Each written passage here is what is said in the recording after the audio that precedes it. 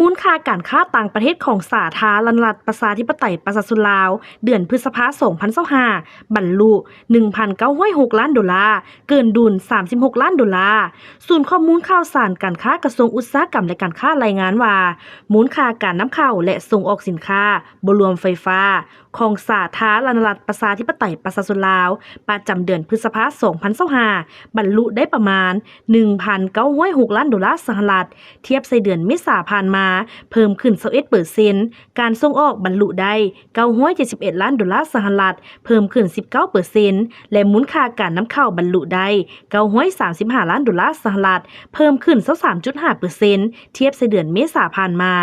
สินค้าส่งออกต้นต่อมีเครื่องใช้ไฟฟ้าและอุปกรณ์เครื่องใช้ไฟฟ้า328 ล้านดอลลาร์สหรัฐค้ำผสมค้ำแทง 93.7 ล้านดอลลาร์สหรัฐเกลือกาลี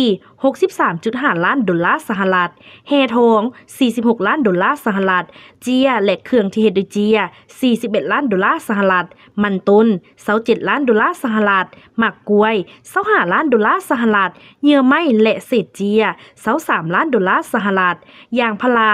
22 ล้านดอลลาร์สหรัฐและเครื่องนุ่งห่ม20 ล้านดอลลาร์สหรัฐสินค้านำเข้าต้นต่อมีวัตถุมีค่า 102.2 ล้านดอลลาร์สหรัฐพาหนะทางบกนอกจากรถจักรรถไถ96 ล้านดอลลาร์สหรัฐผลิตภัณฑ์เคมีผสมสำเร็จรูป93.5 ล้านดอลลาร์สหรัฐน้ำมันกระสวน90 ล้านดอลลาร์สหรัฐอุปกรณ์กลจักรนอกจากเครื่องกลจักรพาหนะ54 ล้านดอลลาร์สหรัฐเหล็กและเครื่องที่เฮ็ดด้วยเหล็กกา44 ล้านดอลลาร์สหรัฐเครื่องไฟฟ้าหรืออุปกรณ์ไฟฟ้า41 ล้านดอลลาร์สหรัฐเครื่องใช้ที่เฮ็ดด้วยพลาสติก25 ล้านดอลลาร์สหรัฐเครื่องดื่มน้ำอัดลมสู้กำลัง24 ล้านดอลลาร์สหรัฐและฝุ่นปุ๋ย19 ล้านดอลลาร์สหรัฐ